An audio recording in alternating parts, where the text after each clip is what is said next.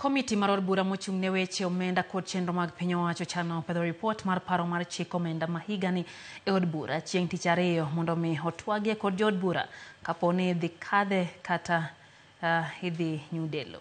Wata Nyambaga nitiere kod chal mar wach motel ne ripodno makiny e od bura. So we are here to support. Bank Committee mochung' ne weche mag omenda kod chenro mag sirkal tieko ndiko lipot mar paro mar chik Naivasha.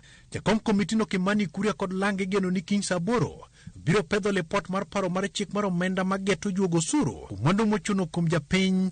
Lipot ma jo od bura biro twak tich ariyo, tich adek bang'e tich ang'wen ibiro goyo ombulu mar kale kaka en kata thule oko kod jo od bura. Motelo ne mano, jalegwi kweth mathoth e od bura Silvana Sosoro onyiso chir mar kalo mar chik no to kod jo od bura kod tielo ni sirkal omosemedo omenda mar CDF ne jo od bura duto monyondo nyaka mago mag Azimio. At the end of the day, Kenyans must know that we must get a way to fund our budget. It is sometimes very painful, but it is what it is. Usoro kone kaluwore kod liet ma wuok kuom jopiny. Jo od bura nyalo biro gwetho oko moko kuom thuok paro mar chik no. Makmana ne ok dhi bedo mayot timo mano. In as much as there will be a bit of some adjustments on some tax elements, as proposed by Kenyans, there are sectors that Kenyans will have to tighten their belts. Mageti moreka jo od bura mag Azimio moting'o Mwalimu Peter Orero Makibra, nyawadgi ma Kisii County Doris Ndonya, to koni od bura no dhi dung buro. Kagi kedo mar nyudo oko paro mar chik nilo tikle. Hizo vipengele ziangaliwe, zitolewe, mwananchi asipige kelele kwa sababu sisi ndio wao ndio our bosses. So if the boss is complaining, you listen to what the boss is saying. Na mwananchi amesema hizi vitu zina affect maisha yao ya kila siku.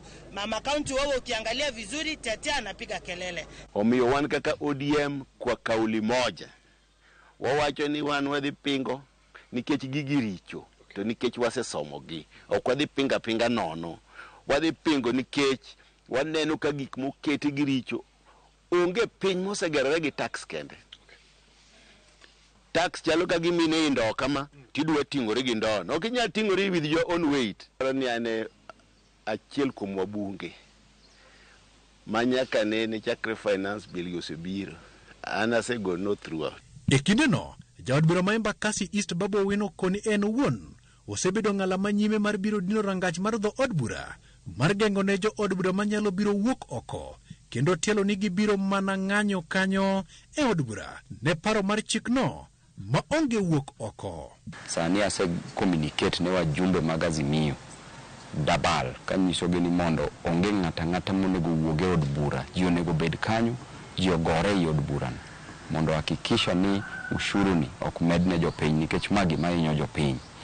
To ng'ata ma bitemo wuok e od bura kadwoke i bunge kucho mondo mi ogo kura ogo no, kik ogo kura makalo finance bill nikech finance bill inyo jopiny kabisa. Jo od bura biro yudo thuolo mar goyo ombulu mar kalo paro mar chik no chieng' tich ang'wen, to mana ka gisegoyo mbaka mar kale kaka en kata thuolo moko kuom fuoni mag paro mar chik no oko. Madhi wuok oko sa twak e od bura boyudo wakwa chungi get oko ka.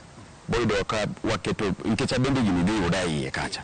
Koro dhi yudo ka waketo ji madhi duoko gi iye koni. Koro onge ringo e gini. Juduoge i od bura ka. Kik wawuog bura od bura ni wawuok ni koro wa walk out. Wabido bedo od bura ka, wagore ure od bura ka. I will not vote for a bill that introduces an eco levy, a levy that will increase our cost of production, yet our regional neighbors, South Africa, Tanzania, they don't have that levy and they are producing some things at lower rates than ours. I will vote no on the day that bill comes. And that's a position we've taken. As parties within Azimio, disciplinary action will certainly be taken, or steps that follow when you decline to do as parties' constitutions. Wata Nyambaga, Ramogi TV.